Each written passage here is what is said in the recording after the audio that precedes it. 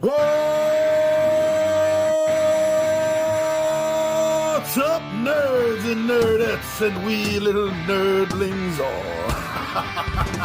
It's your buddy Johnny G for Two Gun Pixie presents Legendary Gaming. Shut up and sit down. We are here for Tuesday's Tabletop Takeout. How's it going, everyone? We do this video every single Tuesday, but you know, we do a video every day of the week. We've been doing this for years. Love doing this. So much fun, make videos, so easy to edit them and put them up. I'm surprised everyone doesn't do this. So here we are, my friends. This is Tabletop Takeout Tuesday. This is where I give you bullet points as to why myself, 2GP partner Tom Hulo, the 20-sided Warriors, my wife, or someone I've gamed with, has told me something about a game that they enjoy. Whenever it hits that table, what they look forward to. And that's all this is, just a bullet points, not a full-blown ass review with, how-to plays and everything like that. No, this is just how I and my friends and family feel about a particular title. In this case, as you saw from the thumbnail, I want to talk about Puzzling Pixels, The Abandons. This is a solo game. This feels like although it doesn't play anything like what I'm about to mention, it has a feeling, almost a spiritual feeling, an emotional feeling like solitaire for tabletop gamers. Now you could play this, with another person, and discuss which way to go, what to do. That's fine. You could do this as a discussion game, but it is made and totally shines as a solo game. Solo games absolutely positively rock. I love them, not just for myself, but to getting other people to experience them as well. And this, as a solo game, a small filler box, filler game, solo game, this is probably one of the best. As far as rules go, it's super light on the rules. And once you read through the booklet, the few things you got to know all comes down to iconography, really. So, and there's not a lot of icons to study and know and learn. That's a good thing. So it makes the game easy to learn, easy to teach. It's small, it's tiny, it's smaller than a tuck box of poker cards. Really can fit in just about any pocket you have and be on the go. Get it down the table. Setup time is almost zero. Teaching time, a couple of minutes. You can show this game to a friend, have them play it. Might last a minute.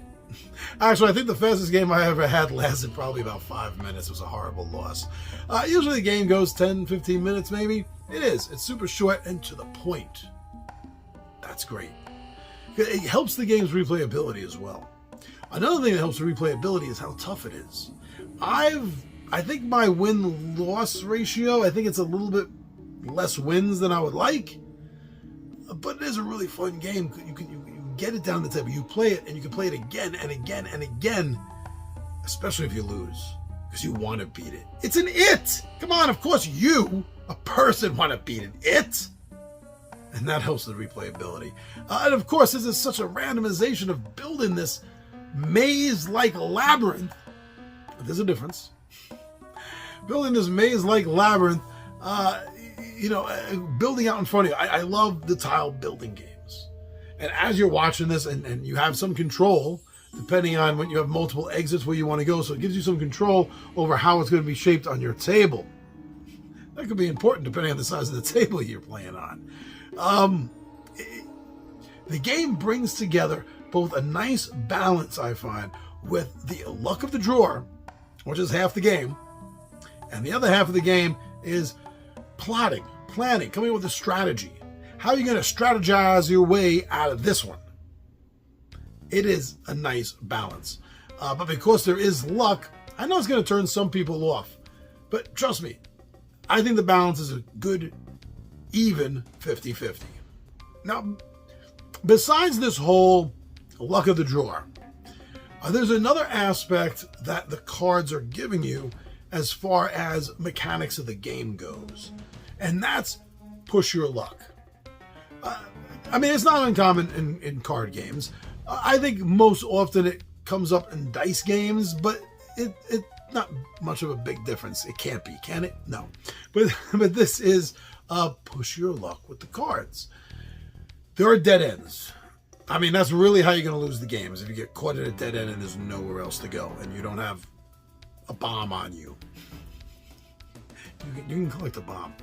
But otherwise, yeah, you're trapped. There's nothing to do. But I also feel that the cards are bringing you that level of press your luck because the exits will give you an option. You know for a fact that the exit card is after you shuffle the card, you put the exit card at the bottom. So you know it's at the bottom. So with the push your luck aspect, each exit on the cards has a different amount of cards that you discard before you use the card coming off the deck. So it might be one door, might be a 3-card pull, there might be a 2-card pull, and then there might be a card that's a 5-card pull. What exit you go through is going to depend on how fast you go through that deck. But you go through the deck too fast, you're going to miss out on the items that you can make a bomb with, you can make a map with, items that you're going to need to survive through this. And if you go too slow, you have too much of an option of the dead ends coming up. So it is a push your luck aspect with how you're going to manage that. I think they do a wonderful job balancing that and inserting that and having that as a main mechanism of the game without really advertising this as a push your luck kind of game. But at its heart, that's what you're doing every time you make a draw off the deck and you have to make a decision. The game, also artistically, the look of the game, I find very fun because it harkens back to my childhood. It harkens back to early video game, the way they looked, their art style, pixelization. I mean, not overly superly pixel, but enough that you know where they're going for, you know what they were thinking of, and you get it. And I like that. I really do enjoy the art on these cards. I think they did a good job with the artist, and he did a good job interpreting what the creator was looking for. Another aspect I want to point out, which is a side thing, has nothing to do with the mechanics of the game, how you play the game. This is completely just a side thing. And this is for D&D players, particularly Dungeon Masters, or Pathfinder, any kind of RPG that uses dungeons. You can use this as a dungeon generator, a dungeon builder, with the way the corridors run, the rooms that they go into. Yeah, it's not sold like that. It's not advertised like that. But yeah, it can legit be used for that on the side.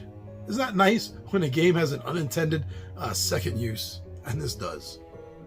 So, I do. I find these rules easy, super easy, iconography easy to remember, and the game quick to play. This is something I've thrown down just because I want to play something, but I don't have enough time. This gives me that, all right, I just played a game sensation without going too far, without taking up too much time. But, listen, don't listen to me. Listen, don't listen. That's right. Listen to me when I tell you don't listen.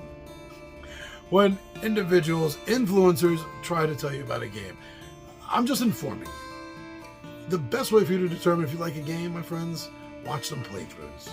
That's a much more honest experience and feeling that you're going to get to know whether you, your family, your friends, your gamers are going to enjoy a title. So please, go, find some more information, watch some playthroughs, and when you come back, and let us know what you think of The Abandons.